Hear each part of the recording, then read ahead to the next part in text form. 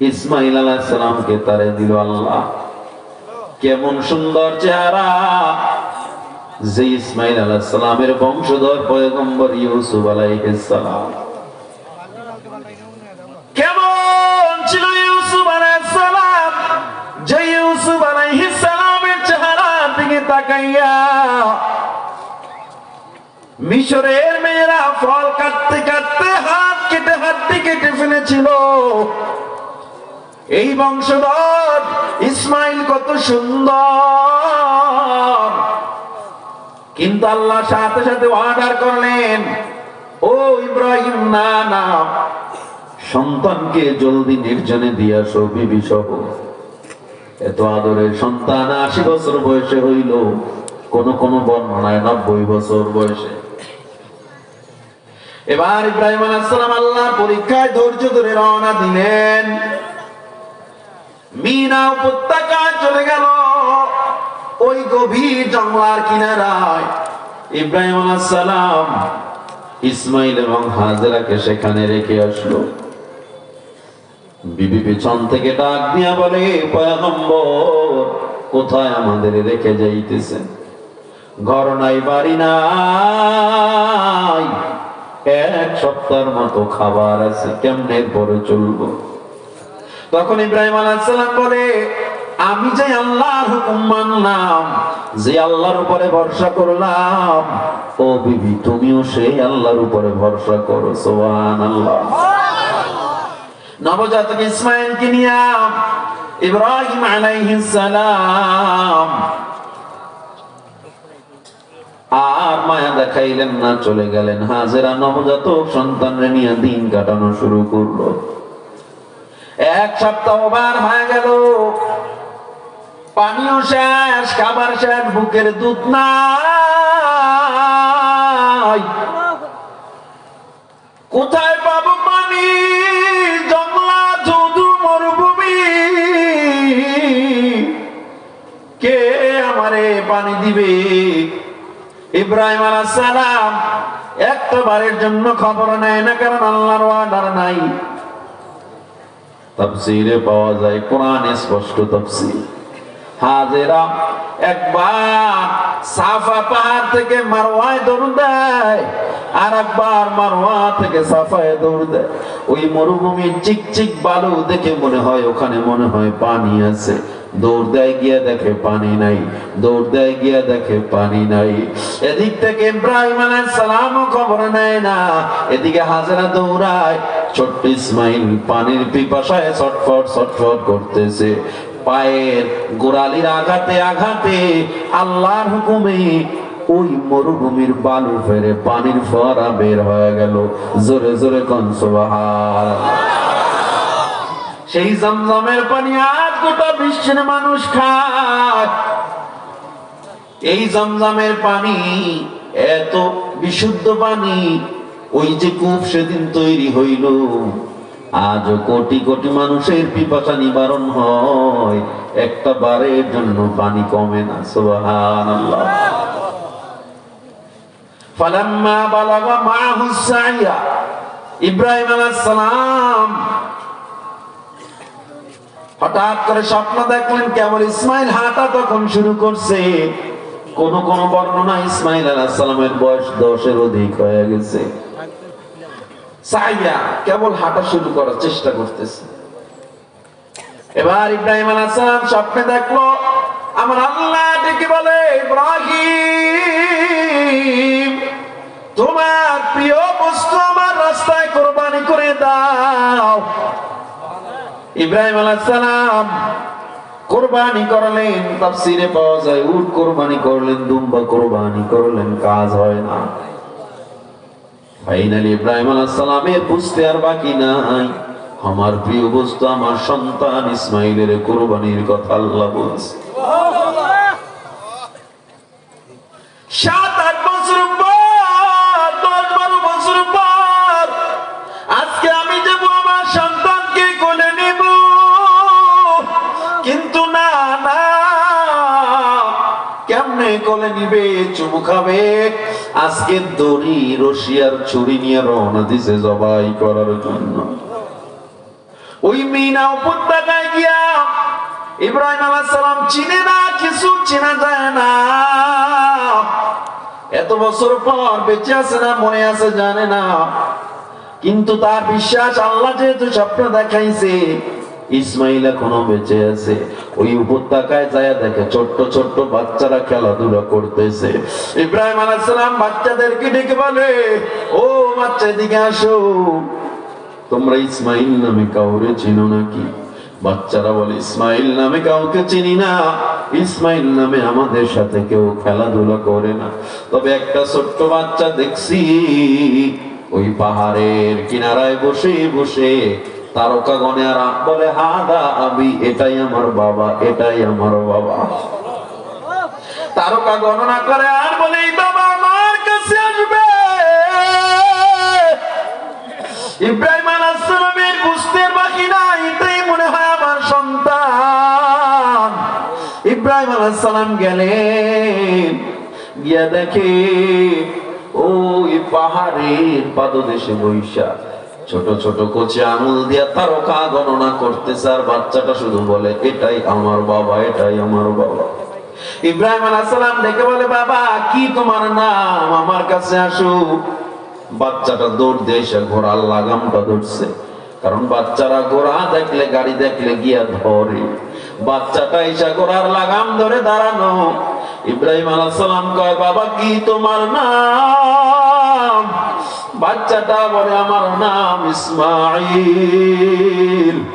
এবার ইব্রাহিম আলাইহিস সালাম বলে, বাবা তোমার বাবার নাম কি? ইব্রাহিম। বলে, আপনি কেমনে জানলেন আমার বাবার নাম? আমি আর মা ছাড়া কেউ জানে না। ইব্রাহিম আলাইহিস সালাম ঘোড়া থেকে নেমে কয়, বাবা আমি তোমার বাবা ইব্রাহিম। এবার ইসমাইল আলাইহিস সালাম ইব্রাহিমকে জড়াইয়া কপালে চুমু খায় আর কয়, ও বাবা একটা বার আমাদের খবর তুমি নেও নাই, চলো আজকে মা অনেক খুশি হবে। ইসমাইল আলাইহিস সালামকে নিয়ে হাজেরার ঘরের কিনারায় চলে যায়, গিয়া ডেকে বলে, বিবি আমার দরজা খোলো। দরজাটা যখন হাজেরা খুলছে, হাজেরা যেন আজকে মেঘ না চাইতে বৃষ্টি পেয়ে গেছে। আজকে হাজেরা তাকায় দেখে সবচেয়ে সুন্দর দৃশ্য, বাবার কোলে সন্তান। আজকে ইসমাইল তার বাবারে ফিরে পেয়েছে। হাজেরা খুশিতে আত্মহারা ডেকে বলে, স্বামী ঘরে আসেন, ও আল্লাহর পয়গম্বর আজকে রুটি বানাবো, গোশত আমরা একসাথে খাবো। ইব্রাহিম আলাইহিস সালাম কয়, বিবি রে বসা আর হবে না, তাড়াতাড়ি ইসমাইলকে সাজা দাও। মালিক দাওয়াত করেছে, মালিকের দাওয়াতে যেতে হবে, তাড়াতাড়ি সাজা দাও। আতর গোলাপ সুরমা খুশবু লাগায়া ইসমাইলকে দাও গো বিবি সাজায়া, ইসমাইলকে দাও গো বিবি সাজায়া। সাজায়া দাও বিবি আমার। ইসমাইলকে মা খুশিতে খুশিতে সাজায়া দেয়, যাও আজকে তোমার বাবা তোমার মালিকের দাওয়াতে নিয়ে যাবে। এবার ইসমাইলকে নিয়ে বাবা যখন রওনা দেয়, প্রতিমধ্যে শয়তান ইসমাইল আলাইহিস সালামের কানের কিনারায় যায় কয়, ইসমাইল তুমি কই যাও? তুমি কি জানো না তোমার বাবা তোমার জবাই করার জন্য নিয়ে যায়? ইসমাইল আলাইহিস সালাম বাবার দিকে তাকায় বলে, বাবা রে এই লোকটা যেন কি বলে, আমারে নাকি তুমি জবাই করবা। ইব্রাহিম আলাইহিস সালাম বলে, ও বাবা ও একটা শয়তান, ওর গায়ে পাথর মার। কুচি আঙুল দিয়া পাথরের একটা টুকরো যখন ইসমাইল আলাইহিস সালাম শয়তানের গায়ে মারলো, আল্লাহর দরবারে পাথর মারাটা পছন্দ হয়ে গেল। আমার আল্লাহ কয়, দুনিয়ার হাজিরে হজ করতে যাবি, শয়তানের গায়ে পাথর না মারলে তোর হজের পরিপূর্ণতা আমি দিব না। আল্লাহু আকবার।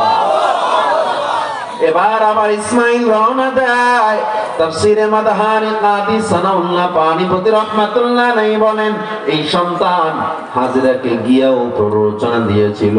হাজেরাকে গিয়া বলে, ইসমাইলকে জবাই করার জন্য ইব্রাহিম নিয়ে যাচ্ছে। হাজেরা ডেকে বলে, এ শয়তান, তুই কি জানো না বাবা কোনোদিন সন্তানকে জবাই করতে পারে না? শয়তান বলে, ইব্রাহিম পারে, কারণ ইব্রাহিম আল্লাহর অগ্নি পরীক্ষায় আছে। ইব্রাহিম আল্লাহর পরীক্ষায় পাশ হওয়ার জন্য সে সব করতে পারে, এটা আল্লাহর হুকুম মানার জন্য সে যাচ্ছে। হাজেরা ডেকে বলে, শয়তান, তুমি তাইলে আমার মতামত জেনে নাও, ইব্রাহিম নবী যদি পারে একজন সন্তানকে জবাই দিতে, আমি হাজেরা শত সন্তানকে জবাই দেওয়ার জন্য প্রস্তুত আছি। এবার ইব্রাহিম আলাইহিস সালাম নিয়ে যায় ওই মিনা উপত্যকায় মাসবাহ ইসমাঈল, সেখানে নিয়া ইব্রাহিম আলাইহিস সালাম সন্তানকে ডেকে বলে, ইয়া বুনাইয়া ইন্নী আরা ফিল মানামি আন্নী আযবাহুকা, ও সন্তান, আমি স্বপ্নে দেখলাম আমি তোমারে জবাই করতেছি। ফানজুর মাযা তারা, এই স্বপ্নের ব্যাপারে তোমার কি মতামত? ছোট্ট সন্তান, নবীদের সন্তান, সাধারণ কোন সন্তান না।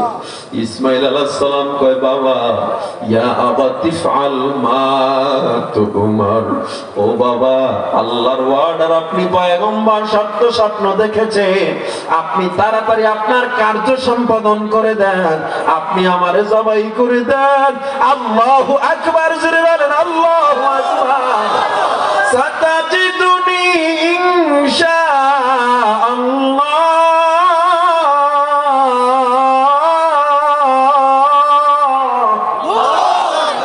আমাকে আপনি পাবেন কোথায়? বলে, ইনশাআল্লাহু মিনাস সাবিরিন, ও বাবা, তুমি আমার ধৈর্যশীলদের মধ্যে পেয়ে যাবা।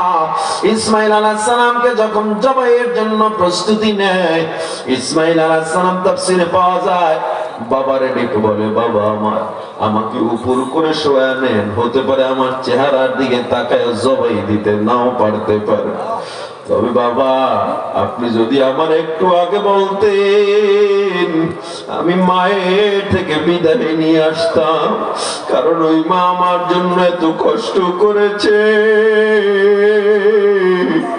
ও বাবা, শুনেছি মা সাফায় দৌড়াইছে, মারওয়ায় দৌড়াইছে পানির জন্য, আমাকে খাবার ছিল না, আমার মা এত কষ্ট করেছে। আর যদি শুনে মা আমি জবাই হয়ে গেছি, না জানি পাগল হয়ে যায়। তবে মাকে আপনি সান্ত্বনা দিবেন, বাবা, কিয়ামতের ময়দানে দেখা হলে একসাথে সবাই জান্নাতে যাবো। জোরে কোন সুবহানাল্লাহ। ইব্রাহিম আলাইহিস সালাম এবার জবাইয়ের জন্য প্রস্তুতি নেয়। আমার আল্লাহ তাআলা ডাক দিয়া বলে, সুরি, খবরদার, খবরদার, ইসমাইলের যেন একটা পশমও কাটে না, কারণ আমার অগ্নি পরীক্ষায় সে পাশ করেছে। খবরদার, খবরদার, একটা পশম যেন কাটে না। ইব্রাহিম আমার পরীক্ষায় পাশ করে ফেলেছে, এবার যত জবাই দেয় ইসমাইল জবাই হয় না। আমার আল্লাহ কয়, জিবরিল জলদি যাও, জলদি যাও, ইসমাইলকে সরায়া জান্নাতের দুম্বা ইব্রাহিমের চুরির নিচে ঢুকায়া দাও। জান্নাতের দুম্বা যখন ঢুকায়া দেওয়া হলো, সাথে সাথে জান্নাতের দুম্বা কুরবানি হয়ে গেল। জোরে জোরে কোন সুবহানাল্লাহ। হে মুসলমান, তারা নিজের জীবনটাকে আল্লাহর জন্য সঁপে দিলেন। আল্লাহর কঠিন কঠিন পরীক্ষায় তারা পাশ করলো। আল্লাহ তাআলা বলে, ওয়ালানাবলুওয়ান্নাকুম বিশাইইম মিনাল খাউফ ওয়াল জু'i ওয়া নাকসিম মিনাল আমওয়াল।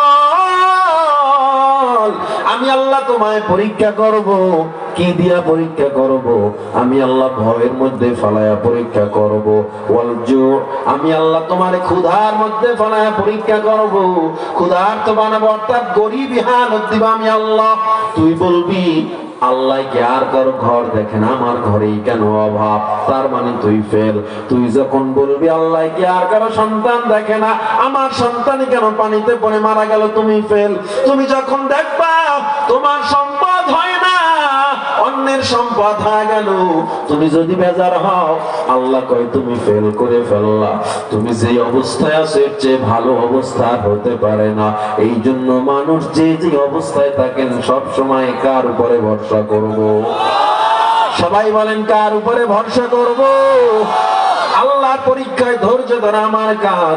অভাবে পইরা ব্র্যাক ব্যাংকে দৌড়ে যে সুদে কিস্তিতে টাকা নামাইয়া জীবন চালানো শুরু করলেন। সুদের 70টা গুনাহ, সবচেয়ে ছোট গুনাহ মায়ের সাথে জিনা করার গুনাহ। তাইলে বড় গুনাহগুলো কত মারাত্মক হতে পারে। ও যুবক, আল্লাহর বান্দা, সর্ব অবস্থায় আমরা তাহলে কার উপরে ভরসা করব?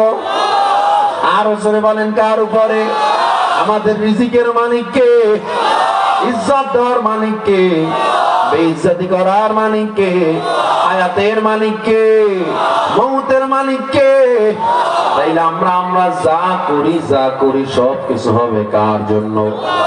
এজন্য আমি শুরুতে একটা হাদিস পাঠ করেছিলাম, মান আহাব্বা লিল্লাহ, মুমিন বান্দা কাউকে ভালোবাসবে তাও হবে কার জন্য? ওয়া আবগাদা লিল্লাহ, কারোর সাথে রাগ করবে তাও হবে কার জন্য? ওয়া আতা লিল্লাহ, দান করবে তাও হবে কার জন্য? ওয়া মানা লিল্লাহ, কাউকে ফিরাবে তাও হবে কার জন্য? এজন্য আমার আল্লাহ তাআলা আমার নবীরে জানায় দেয়, উল ইন্না সালাতি ওয়া নুসুকি ওয়া মাহইয়ায়া ওয়া মামাতি লিল্লাহ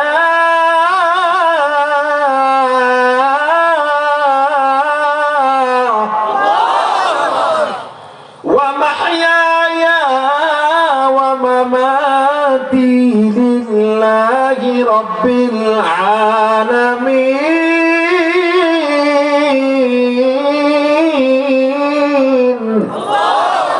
সবকিছুর ক্ষমতা কার? তাহলে আমার নামাজ হবে কার জন্য? আমার কুরবানি হবে কার জন্য? আমার ওয়া মাহইয়ায়া বেঁচে থাকা, ওয়া মামাতি আমার মরে যাওয়া, লিল্লাহি রাব্বিল আলামিন কার জন্য? এই জন্য মুমিনরা কখনো ভয় করতে পারে না। মুমিনরা সব সময় ভয়কে জয় করে নেয়। যুদ্ধের ময়দান থেকে ডাক আসবে জীবন দেওয়ার জন্য, নবীর পক্ষে স্লোগান দেওয়ার জন্য। নবীর জন্য যদি জীবন দেওয়া লাগে, নবীর জন্য যদি রক্ত দেওয়া লাগে, নবীর জন্য যদি বিবিকে বিধবা করা লাগে, সন্তানকে ইয়াতীম করা লাগে, আমার যদি সব দুনিয়া শেষ হয়ে যায়, তবু আমার জীবন আমি আল্লাহর রাস্তায় কুরবানি করব। নবীর ইজ্জত রক্ষার জন্য, আল্লাহ তাওহীদ রক্ষার জন্য কারা কারা সব সময় জীবন দেওয়ার জন্য প্রস্তুত আছি?